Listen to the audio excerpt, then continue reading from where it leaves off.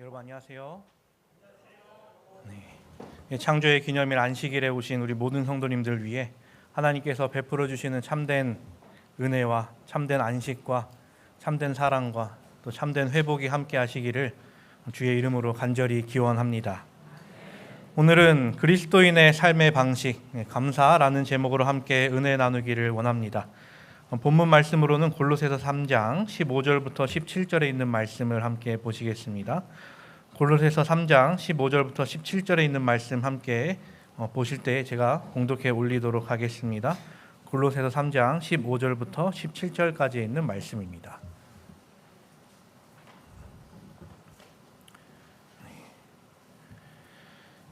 그리스도의 평강이 너희 마음을 주장하게 하라. 너희는 평강을 위하여 한 몸으로 부르심을 받았나니 너희는 또한 감사하는 자가 되라. 그리스도의 말씀이 너희 속에 풍성히 거하여 모든 지혜로 피차 가르치며 권면하고 시와 찬송과 신령한 노래를 부르며 감사하는 마음으로 하나님을 찬양하고 또 무엇을 하든지 말에나 일에나 다 주 예수의 이름으로 하고 그를 힘입어 하나님 아버지께 감사하라. 아멘. 한 인삼밭이 있었습니다. 인삼이 이렇게 쭉 심겨져 있는데 중간에 이제 고구마가 하나 잘못 심겨져 있었던 것입니다. 고구마는 주위를 둘러봤습니다. 나는 누굴까? 근데 주위를 둘러보니 뭐밖에 없어요? 인삼밖에 없는 겁니다. 그러고 생각을 하죠. 아, 나는 인삼이구나. 나는 누군가에게 도움을 줄 수 있는 인삼이구나 하면서 굉장히 기뻐하면서 이렇게 무럭무럭 자라나고 있었습니다. 근데 그걸 보고 조금 옆에 있던 인삼이 아니 쟤는 인삼도 아닌데 왜 이렇게 기뻐하는 거야? 심통이 나가지고 이렇게 생각을 했습니다. 아, 이건 뭔가 잘못됐다. 물론 나도 내가 원해서 인삼이 된 건 아니지만 저 고구마는 인삼도 아닌데 자신이 인삼이라고 생각하고 있다. 그것 때문에 행복해하고 있는 게 너무나도 꼴보기 싫었던 겁니다. 그래서 말해줘야겠다. 이것은 바로 잡아야겠어. 그래서 그 고구마한테 이야기를 하죠. 야, 너는 인삼이 아니야. 넌 고구마야. 그런데 그 이야기를 들은 고구마는 오, 내가 고구마라니. 그럼 나는 다른 사람의 허기를 채워줄 수 있는 건가? 이것 또한 행복하다 라면서 이야기를 했습니다. 이 이야기를 들은 인삼은 내가 원하던 반응은 이게 아니었는데 저 고구마는 좌절했으면 좋겠고 자기가 인삼이 아닌 거에 슬퍼했으면 좋겠는데 그 고구마라는 것에 있어서도 감사해하면서 행복해하는 모습을 보면서 본인이 불행해지고 있었던 것이었습니다. 자신의 삶에서 내가 가진 것보다 다른 사람이 가진 것을 보면서 비교하는 순간 이제 행복은 멀어지고 불만족이 오게 되는 것이죠. 오늘 우리가 사는 이 시대의 문화는 내가 아무리 많은 것을 가져도 더 많은 것을 가져도 쉽게 만족하기가 어려운 시대에 살아가고 있습니다. 지금 시대는 어느 시대보다 번영한 시대를 우리가 살아가고 있지만 이 풍요 속의 빈곤이라는 의식을 갖고 살아가고 있죠. 우리 주변에서 늘 접하게 되는 것은 우리가 뉴스를 통해서 보게 되는 것은 이 감사에 대한 내용보다 불평과 불만과 불만족에 대한 이야기만 들려옵니다. 이렇게 사람이 감사를 모르는 이유는 무엇일까요? 그것은 우리에게 주어진 것을 당연하게 생각해 버렸기 때문입니다. 바울은 이 골로새서에서 이 감사라는 단어를 아주 여러 번 사용합니다. 이 감사는 이제 골로새서 주제 중에 큰 주제 중에 하나이고 이 바울 서신서 전반의 이제 중요한 내용 중에 하나이죠. 그래서 이 바울은 기도할 때마다 이 감사를 빠뜨리지 않았습니다. 오늘 우리 본문 세 구절을 보면 구절마다 이 감사라는 단어가 나오기도 하죠. 이것은 이 감사라는 단어를 강조하기 위함이었죠. 이 바울이 감사를 또 그러니까 자기 편지서에 굉장히 많이 썼는데 그의 책 데살로니가 전서에 이렇게 이야기를 하죠. 범사에 감사하라. 이것이 그리스도 예수 안에 너희를 향하신 하나님의 뜻이니라. 이 감사라는 것은 우리의 신앙에 있어서 매우 중요한 덕목이고 우리가 살아야 할 이 삶의 모습임에도 불구하고 결코 쉽지 않은 주제이기도 합니다. 만약 우리가 정말로 언제나 한시라도 이 감사의 삶을 계속해서 살아간다면 그 사람의 인생은 정말 초월적인 삶이 되겠죠. 이 영적 이 상층부에서 일어나는 일, 그것이 바로 감사입니다. 이 감사라는 것이 결코 쉬운 것이 아니라는 것이죠. 우리나라 속담에 아주 유명한 것이 있죠. 사촌이 땅을 샀는데 누가 배가 아파요? 내가 배가 아프다. 나의 있는 것으로 만족하지 못하고 남의 것을 봤을 때 내가 있는 것으로 감사하지 못한 채 남의 것으로 슬퍼하게 된다라는 겁니다. 예수님께서는 사람들에게 비유로 많이 설명하셨습니다. 그중 우리가 잘 아는 달란트의 비유를 보면 한 사람은 5달란트를 받고 또 한 사람은 2달란트를 받고 또 한 사람은 1달란트를 받죠. 이 5달란트를 받은 사람이야 뭐 옆에 있는 사람보다 많이 받았으니까 그렇다 쳐도 이 중간에 낀 이 2달란트 받은 사람도 충분히 불만 불평을 할 수 있는데 이 사람의 모습은 전혀 그런 모습을 보이지 않죠. 그는 다른 사람이 얼마를 받았는지 보다 내가 받았다는 것을 더 소중히 여겼기에 그의 맡은 바 소임을 다 하게 됩니다. 그런데 1달란트 받은 사람은 내가 받은 달란트를 보지 않죠. 저 옆에 있는 2달란트 받은 사람, 저기 있는 5달란트 받은 사람을 보면서 감사한 마음은 고사하고 아무것도 하지 않은 채 그 달란트를 땅에 묻어두게 됩니다. 내가 받은 것을 보는 것이 아니라 옆에 있는 다른 사람의 것을 보고 살아간다면 그것만큼 불행한 삶을 사는 것은 없는 것이죠. 성경이 이야기하고 있는 이 감사는 단순히 일회성 행동을 말하지 않습니다. 내가 지금 당장 돈이 생겼어요. 그것에 감사하는 것 어렵지 않습니다. 그런데 이것이 일회성에서 끝나는 것이 아니라 계속해서 내가 감사할 수 있는가? 결국 이 감사라는 것은 그리스도인에게 아주 뚜렷한 특징이 되어야 합니다. 그리스도인들에게 이 감사는 어쩔 수 없이 하는 어떤 외적인 행동이 아니라 우리 내면 속에서부터 우러러 나오는 이 자연스러운 삶의 방식이 되어야 한다는 것이죠. 이 감사는 그리고 천국의 방식이 될 것이며 하나님의 백성의 방식이 된다면 우리는 과연 이 감사의 삶을 어떻게 살아야 할까요? 오늘 바울의 이 편지를 보면서 우리가 이 감사에 대한 내용을 함께 살펴보려고 합니다. 바울은 우선 이렇게 이야기합니다. 그리스도의 평강이 너희 마음을 주장하게 하라. 너희는 평강을 위하여 한 몸으로 부르심을 받았나니 너희는 또한 감사하는 자가 되라. 이 말씀에서 중요한 것은 그리스도의 평강이 너희 마음을 주장하게 하라라는 이야기입니다. 이 주장하다라는 이 단어의 이 원어는 이제 신약성경에 단 한 번 등장하는데 다스리다, 감독하다라는 뜻을 갖고 있죠. 인간에게 있는 이 죄의 본성을 우리가 생각해 봤을 때 어느 쪽으로든 기울기가 쉽습니다. 특히 불평 쪽으로 기울기가 더 쉽습니다. 불평 쪽으로 기울일 것인가, 감사 쪽으로 기울일 것인가, 우리가 아리송할 때 그리스도의 평강이 우리의 마음을 다스리게 하라라는 것이죠. 우리의 마음을 그리스도께서 주장하지 않고 우리 마음대로 조정하거나 우리가 어느 곳에도 두지 않는다라고 하면 우리 마음속에는 죄된 본성만이 남게 됩니다. 그런데 우리가 죄성의 지배를 벗어나 하나님의 평강이 우리 마음을 지배하고 그 평강을 통해서 우리가 통제함을 입고 우리 그에 따라 움직이게 된다면 우리는 감사함으로 넘어갈 수 있다는 것이죠. 그렇다면 이 평강은 우리에게 어떻게 주어지게 될까요?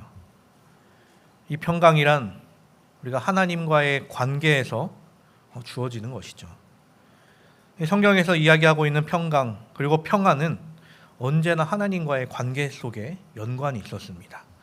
예수님께서는 요한복음 14장 27절을 통해 우리에게 이렇게 권면하십니다. 평안을 너희에게 끼치노니 곧 나의 평안을 너희에게 주노라. 내가 너희에게 주는 것은 세상이 주는 것과 같지 아니하니라. 너희는 마음에 근심하지도 말고 두려워하지도 말라. 예수 그리스도께서 이 땅에 오신 이유는 우리 인간에게 참된 평안을 주시기 위해서였습니다. 그래서 우리는 예수님을 부를 때 평강의 왕이라고 부르기도 하죠. 근데 우리가 이 땅에 살아가는 동안 만약 사람의 생각으로 살아간다면 우리가 가지고 있는 평안이 온전치 않을 수 있습니다. 그러나 주님께서 주신 평안을 우리가 언제나 받아들인다면 우리가 외적인 환경에 흔들림이 올 수 없다는 것이죠. 그렇다면 이 평안을 어떻게 얻을 수 있을까요? 바울은 그의 다른 편지를 통해 우리에게 이렇게 권면합니다. 아무것도 염려하지 말고 다만 모든 일에 기도와 간구로 너희 구할 것을 감사함으로 하나님께 아뢰라. 그리하면 모든 지각에 뛰어난 하나님의 평강이 그리스도 예수 안에서 너희 마음과 생각을 지키시리라. 우리에게 염려할 수밖에 없는 상황이 왔을 때도 기도해야 합니다. 그런데 그 기도의 마지막, 우리가 그 어려운 상황에서의 그 기도의 마지막은 감사함으로 하나님께 아뢰야 한다는 것이죠. 그렇다면 모든 지각에 뛰어난 하나님의 평강이 우리의 마음과 생각을 주장하십니다. 외부적 염려와 근심이 침입해 들어오지 않도록 하나님의 평강이 마음과 생각을 붙들어 매어 우리를 지켜주게 되죠. 그러므로 기도에 있어서 최종적인 그 하나님의 응답은 결국 평강이라는 것이죠. 그 평안이 우리의 마음을 주장할 때 어떤 상황에도 휘둘리지 않게 되어 우리는 감사함을 느낄 수 있게 됩니다. 하나님의 평강이 여러분들의 마음을 주장하는 그 은혜가 되기를 간절히 바랍니다. 그러면 우리는 어떤 상황에도 감사하며 어떤 상황에도 이길 수 있죠. 바울에 의하면 우리가 구할 것은 이 환경의 변화, 어떤 조건의 충족이 아니라 결국에는 하나님의 평강이라는 것이죠. 그리고 그 평강이 우리의 마음을 지킬 때 우리의 마음은 무너지지 않으며 감사함으로 하나님께 그 영광을 돌리게 될 것입니다. 그렇다면 그 반대되는 삶을 살 때는 어떻게 될까요? 우리는 이에 대한 이야기를 성경을 통해서도 우리가 살펴볼 수 있습니다.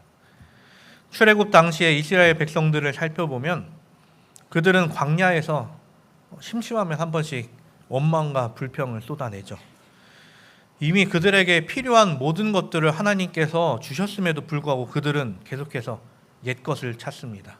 애굽에서는 뭐가 있었는데, 애굽에서는 우리가 배부르게 먹었는데. 그들에게 자유를 허락하셨는데 자신이 받은 것은 보지 못하고 세상에 두고 온 것을 뒤돌아봤을 때 그들은 불행했던 것입니다. 원망했던 것입니다. 불평하게 된 것이죠. 그런 그들에게도 하나님께서는 아주 후하게 그들을 대우하셨습니다. 만약 더 이전의 세대로 봤을 때 소돔과 고모라에서 뛰쳐나온 그 롯의 아내는 세상을 잠깐 뒤돌아봤다가 소금 기둥이 되어버렸는데 이 이스라엘 백성들은 그래도 다행히 소금 기둥이 되지는 않았죠.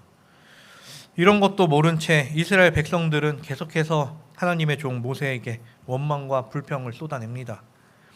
이 원망과 불평이 있다는 것은 결국 하나님과의 문제가 생겼다는 것이죠.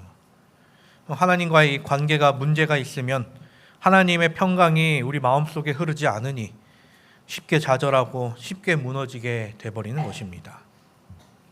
그리고 하나님에 대한 불신은 원망과 불평으로 드러나게 되죠. 그런데 이 원망과 불평은 이 한 사람만으로 끝나지 않는다는 것이 큰 문제입니다. 아주 전염성이 강하기 때문에 옆에 사람을 타고 또 타고 많은 사람이 불행해지게 됩니다. 불과 몇 사람에 의해서 일어났던 불평이 삽시간에 공동체에 전반적으로 퍼지게 되면서 이스라엘 공동체가 결국에 하나님의 심판을 받게 되죠. 이제 가나안을 앞두고 있던 그들 앞에 이제 들어가기만 하면 그들의 모든 것이 주어지는 그들에게 불평과 불만을 하자 그들은 다시 광야로 40년 생활을 하러 떠나게 됩니다. 죄인인 우리의 특성은 안 좋은 것은 빨리 배우고 좋은 것은 영향을 잘 받지 않는다는 것입니다. 이스라엘 백성들이 광야를 지나면서 끊임없이 애굽이 있을 때가 좋았는데 라고 푸념을 늘어놓죠. 그들의 불평은 이 어려운 현실 때문이 아니고 하나님과의 관계에 문제가 있었기 때문입니다. 하나님에 대한 불신앙이 찾아드는 순간에 모든 상황이 불행스럽게 보였습니다.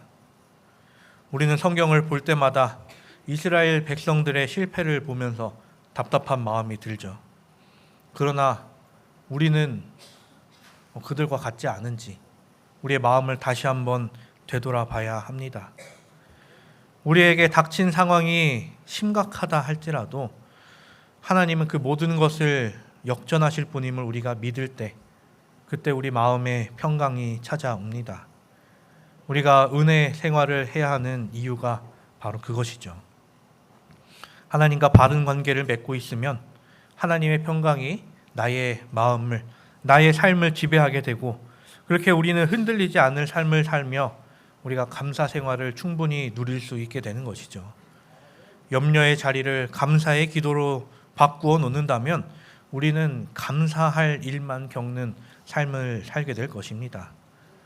그러므로 우리 모두가 이 감사함으로 하나님께 기도하게 되기를 간절히 바랍니다. 그리고 이를 통해 하나님의 평안이 우리 마음에 자리 잡아 그 평안함을 통해 또 감사하는 우리 모두가 되기를 간절히 바랍니다. 바울은 이어서 이렇게 우리에게 권면합니다. 그리스도의 말씀이 너희 속에 풍성히 거하여 모든 지혜로 피차 가르치며 권면하고 시와 찬송과 신령한 노래를 부르며 감사하는 마음으로 하나님을 찬양하고. 여기서의 핵심은 그리스도의 말씀이 너희 속에 풍성히 거하여입니다.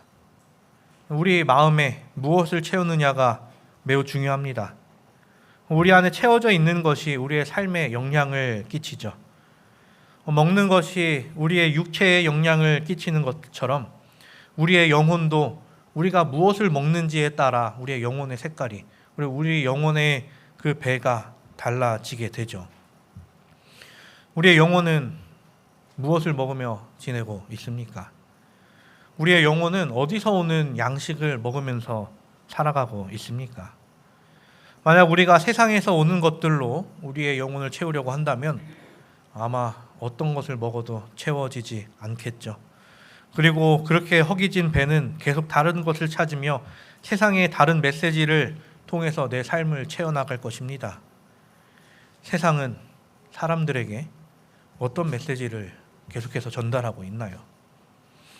세상에 떠도는 메시지 가운데 많은 사람들을 주장하고 있는 큰 하나를 뽑자면 그것은 바로 돈일 것입니다. 어떤 사람들은 이야기를 하죠. 나는 돈의 노예가 되지 않을 거야. 그러면서도 계속해서 돈을 쫓는 사람이 되고 그렇게 속물이라는 칭호를 받게 되죠. 많은 사람들을 보면서 저 사람은 속물이야라고 이야기하는 그 사람도 나에게 그 돈을 벌 수 있는 기회가 찾아왔을 때 그것을 거부할 수 있는 사람이 얼마나 될까요? 세상에 누구보다 청렴해야 하는 사람이 돈 때문에 무너지는 것을 우리는 세상 역사를 통해서 많이 봐왔습니다. 돈이 중심이 된 이 세계에서는 이 돈의 속박에서 벗어나기가 너무나 힘들죠. 게다가 조금이라도 가지게 됐을 때 그것에 만족하느냐, 만족하지 못한 채 더 많은 돈을 쫓는 사람들도 있습니다. 물론 우리가 이 세상을 살아갈 때에 돈은 필요하지만 그 돈만을 위해서 살아간다면 더 많은 것들을 이룰 수 있다는 것이죠. 그래서 우리는 이 본문 16절을 봐야 되죠. 그리스도의 말씀이 너희 속에 풍성히 거하여. 그리스도의 말씀이 우리의 생각과 언어와 행동, 우리의 모든 말과 행동을 지배해야 합니다. 그러려면 하나님의 말씀이 우리 안에 가득 채워져 있어야 하는 것이죠. 풍성히 거하도록 해야 한다는 것입니다. 단순히 우리가 습관적으로 성경을 읽는 것 혹은 가끔 성경을 살펴보는 것만으로는 안 됩니다. 말씀을 보면서 하나님의 말씀을 들으려는 삶을 살아야 하죠. 말씀이 우리의 생각과 우리 마음에 깊이 채워지도록 충분히 묵상해야 합니다. 우리도 모르게 비정상을 정상으로 알고 있는 잘못된 개념을 다 제거하고 하나님의 진리 안에 우리의 마음이 정리되어 세상의 문화로부터 영향받았던 것을 다 걷어내는 작업을 해야 합니다. 그리고 거짓된 진리에서 헤어나오려면 우리가 말씀을 대충 보는 것으로 충분하지 않다는 것이죠. 결국 핵심은 말씀에 거하는 삶입니다. 우리가 말씀 안에 거하면 영적인 눈을 갖게 됩니다. 그리고 우리 눈에 보이지 않는 것들에 속지 않을 수 있게 되죠. 세상이 말하는 축복과 하나님께서 말씀하시는 축복을 우리는 구별할 수 있게 됩니다. 하나님의 말씀이 우리 안에 충만히 채워질 때 우리는 세상의 원리를 따라가지 않고 살 수 있게 되는 것이죠. 이 골로새서를 살펴보면 이 골로새서의 핵심적인 주제가 있습니다. 총 주제는 이제 충만 그리고 그리스도의 충만이 이 골로새서의 총 주제이죠. 하나님께서 우리에게 하신 말씀을 이루는 것이죠. 예수님께서 요한복음을 통해 우리에게 이렇게 말씀하셨습니다. 너희가 내 안에 거하고 내 말이 너희 안에 거하면 무엇이든지 원하는 대로 구하라. 그리하면 이루리라. 그리스도로 충만하면 그리스도의 평강이 충만하게 됩니다. 그때 우리의 삶은 감사로 충만하게 됩니다. 목표는 그리스도의 말씀이 내 안에 풍성히 거하고 차고 흘러 넘치게 하는 것이죠. 물론 우리가 이 감사에 대한 말씀을 들었다고 해서 우리가 하루아침에 감사의 생활이 되지는 않습니다. 우리의 신앙과 우리의 현실의 이 갭은 이 차이가 너무나도 크다는 것을 우리의 삶 속을 통해서 너무나도 느끼고 있기 때문이죠. 우리에게 밀려오는 이 세상의 파도와 수없이 일어나는 이 사건과 문제들이 우리에게 밀어 닥칠 때 우리는 순간 정신을 놓고 감사로부터 멀어질 수밖에 없습니다. 그런데 거기에서 우리가 무너지지 않고 쓰러지지 않고 침몰하지 않고 똑바로 서 있기 위해서는 하나님의 말씀을 일평생 동안 계속해서 채워나가는 작업을 해야 한다는 것이죠. 하나님의 말씀이 우리 안에 조금씩 채워져 간다면 어느 날 내 내면을 그 말씀이 지배하고 그 말씀이 우리의 입술에서 터져나오는 그 역사가 일어나게 됩니다. 그리고 말씀이 나를 지배하는 순간까지 가게 되죠. 이 말씀이 우리 안에 충만히 거할 때 우리의 왜곡된 생각들이 하나 둘 교정되어 갑니다. 하나님의 말씀은 세상 무엇보다 강력한 능력이 있습니다. 그렇게 말씀을 주야로 묵상하다 보면 우리 안에 깊이 배어있는 이 부정적인 악한 생각의 뿌리가 뽑혀지는 역사가 일어납니다. 그렇게 됐을 때 우리의 삶은 변화하게 된다는 것이죠. 다윗의 삶을 한번 살펴봅시다. 이 다윗을 잘 모르는 사람들은 이 다윗을 이스라엘의 위대한 왕 정도로 기억을 하죠. 하지만 그는 하나님으로부터 기름 부음을 받은 뒤부터 정말 이 역경과 고난이 쉬지 않았습니다. 이 처음에 개선해서 들어온 이 다윗을 보면서 사울이 화가 나죠. 창을 던집니다. 그 뒤로 이 한 나라의 왕이 한 나라의 그냥 청년, 백성이라고 불릴 만한 한 청년을 내가 저 사람을 꼭 죽여야겠다라고 하면서 이 계속해서 쫓아다니면서 죽이려고 합니다. 사울이 죽기까지 정말 많은 고생을 했던 게 다윗이었죠. 근데 다윗이 왕위에 올랐을 때 평안했을까요? 처음에는 좋았죠. 근데 죄로 인해 또 고난을 겪게 됩니다. 그렇게 자기 아들로부터 또 자기 신하로부터 또 도망쳐야 하는 삶을 살게 됩니다. 차라리 기름 부음을 받지 않았더라면 이렇게 고난받는 삶을 살지 않았을지도 모르겠는데 말이죠. 그런데도 다윗은 자신의 그 상황 속에서도 이 감사의 찬양을 쉬지 않았습니다. 그렇게 써 내려갔던 것이 이 바울의 시편임을 우리는 너무나도 잘 알고 있죠. 바울의 시편을 살펴보면 이 감사의 찬양이 대부분임을 우리는 알고 있죠. 우리의 삶이 이와 같기를 간절히 바랍니다. 우리가 하나님을 믿는다고 해서 항상 평안한 삶을 살 수 없습니다. 우리에게 항상 많은 재물과 복이 주어지지도 않고요. 그리고 우리를 미워하는 또 어떤 사람이 계속해서 있을 수 있습니다. 하지만 하나님의 약속을, 하나님의 말씀을 우리가 깊게 따름으로 인하여 이 세상으로부터 흔들리는 것이 아니라 그 하나님으로부터 똑바로 서서 감사와 찬양이 우리 삶 속에 넘쳐 흐르게 되기를 간절히 바랍니다. 또 그러한 삶을 통해 하나님의 영광을 나타내는 그러한 삶을 사는 우리 모두가 되기를 간절히 바랍니다. 바울은 세 번째로 이렇게 이야기합니다. 또 무엇을 하든지 말에나 일에나 다 주 예수의 이름으로 하고 그를 힘입어 하나님 아버지께 감사하라. 이 말씀은 우리가 다 주 예수의 이름으로 행하라라고 이야기합니다. 이 주 예수의 이름으로 하라는 말은 우리의 소속이 무엇인가를 확실히 하라라는 것이죠. 그 시대 속에 예수의 이름으로 행동하고 일하고 말하는 것은 우리의 신분, 우리의 정체성이 무엇인가를 말하는 것이죠. 우리는 누구입니까? 우리는 부름받은 백성들입니다. 그리고 우리의 이름 앞에는 그리스도의 이름을 붙이고 사는 그리스도인이라는 사람들입니다.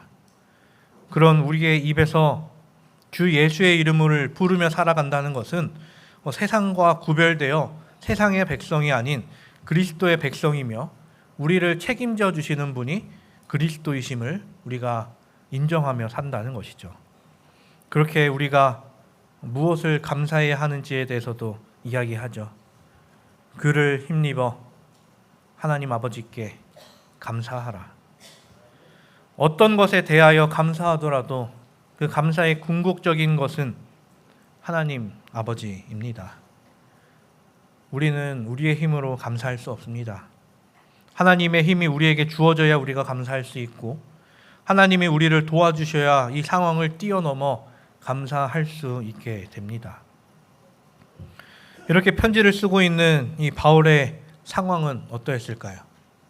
너무나도 기뻤고 너무나도 행복하고 너무나도 좋은 상황에 있었을까요? 우리가 잘 알듯이 바울의 이 편지는 감옥에서 쓰여진 편지입니다. 이 바울뿐만 아니라 이 1세기 이 그리스도인들은 예수를 믿는 순간 그들에게 정해진 것은 환난과 시련과 핍박이 있을 것이다 라는 것밖에 없었습니다. 언제나 좋지 않은 상황에 놓인 그들이었죠. 그러나 바울은 그가 편지를 쓰면서 끊임없이 이 감사에 대한 내용을 전달합니다. 환경은 좋지 않고 열악하고 힘든 상황 속에서도 본인을 감사하게 하는 힘은 어떠한 다른 것이 아니라 그리스도 때문임을 그는 증거하고 있었던 것이죠. 우리에게 일어난 상황이 우리의 인생을 바꾸어 놓은 것이 아닙니다. 이 세상의 모든 것들은 하나님의 손에 달려 있습니다. 그리고 우리의 삶 역시 하나님의 손 안에 달려 있습니다. 바울은 눈에 보이는 힘에 굴복하지 않았죠. 자신을 위협하는 환경이나 사람에 휘둘리지 않았습니다. 왜냐하면 아버지 하나님께서 만왕의 왕이 되시며 만유의 주제가 되신 분임을 알고 있었기 때문에, 믿고 있었기 때문입니다. 그렇기에 바울은 예수라는 이름을 그의 입에서 떼놓지 않고 살 수 있었던 것이죠. 그렇기에 우리도 언제나 그리스도의 이름을 붙들며 그리스도의 이름을 부르며 살아가게 되기를 간절히 바랍니다. 그렇게 된다면 우리의 삶은 우리가 아니라, 세상이 아니라 어떠한 사람에 의해서 결정되지 않는다는 것입니다. 우리의 운명은 그리스도와 연결되어 있기 때문에 절대로 망할 수 없다는 것이죠. 이것이 우리의 당당함이 되며 우리의 자신감이 되기를 바랍니다. 그리스도가 우리의 삶의 주인이시고 그분이 우리의 삶을 충만하게 지배한다면 어떤 환경에도 능히 이김을 믿고 나아가는 우리 모두가 되기를 간절히 바랍니다. 감사로 우리에게 주어지는 축복은 무엇이 있을까요? 감사는 더 많은 감사로 이어집니다. 우리가 잘 아는 이야기죠. 예수님께서 하셨던 기적, 오병이어의 사건입니다. 예수님은 한 소년이 어떻게 보면 그 아이가 먹고 없어져 버릴 오병이어를 붙잡고 감사 기도를 하셨습니다. 그리고 기적이 일어나죠. 장정만 5,000명을 먹이고도 남는 역사가 일어납니다. 그렇게 감사는 또 다른 기적을 낳습니다. 감사란 것은 우리의 지금 상황을 보는 것이 아니라 그 다음에 일어날 일을 바라볼 수 있을 때 가능하게 되죠. 그리스도인은 지금을 사는 사람이 하늘 소망을 가지고 사는 사람들입니다. 그렇게 우리의 미래의 소망은 저 하늘에 있다는 것, 그리고 하나님께 있다는 것이죠. 그렇게 우리가 감사할 수 있는 이유는 저 하늘에서 누릴 것이 우리에게 보장되어 있기 때문에 그 하나님을 신뢰함으로 우리가 미래를 보며 감사할 수 있게 되는 것이죠. 이 소망을 통하여 우리는 감사하는 삶을 살 수 있게 되는 것입니다. 만약 감사하지 못한 삶, 만족하지 못한 삶, 소망이 없는 삶을 살게 된다면 어떤 삶이 될까요? 끝도 없이 더 많은 것을 요구하고 그렇게 불만족을 느끼며 그렇게 그 불만족은 우리의 삶을 망가뜨립니다. 감사하지 못하는 마음에는 교만이 머물게 됩니다. 그리고 감사하지 못하는 마음에는 허영이 깃들게 됩니다. 만약 지금 주어진 상황이 아무리 힘든 상황이라 해도 이 상황마저도 하나님이 내 인생 가운데 허락하신 최고의 순간이라고 믿고 나아가게 되기를 간절히 바랍니다. 지금 상황은 사람의 눈으로 보기엔 전혀 좋은 상황이 아니지만 하나님께서는 우리를 책임지시겠다고 분명히 약속하셨죠. 그렇게 모든 것들이 하나님의 손 안에 이루어져 가고 있음을 믿는 우리 모두가 되기를 간절히 바랍니다. 우리의 삶 속에 아직 이루어지지 않는 기도가 있으실 것입니다. 그러나 낙심하지 말고 불평하지 말고 나아가게 되기를 바랍니다. 하나님께서 우리에게 더 좋은 것을 주시기 위해 가장 좋은 때를 준비하고 계시기 때문이죠. 하나님께서 우리를 위해 마련하신 그 반전을 기다리며 감사함으로 나아가게 되기를 바랍니다. 우리의 삶을 주관하신 하나님의 손길이 우리 삶 가운데서 떠나지 않음을 믿고 나아가게 되기를 간절히 바랍니다. 우리가 만약 하나님 없이 이 세상을 살아간다면 우리의 미래는 정말로 한치 앞을 내다볼 수 없을 것입니다. 그 무엇도 장담할 수 없는 것이 우리의 일이죠. 우리의 인생을 보면 한순간도 마음을 놓을 수 있는 날이 없었을 것입니다. 말 그대로 예측 불가이죠.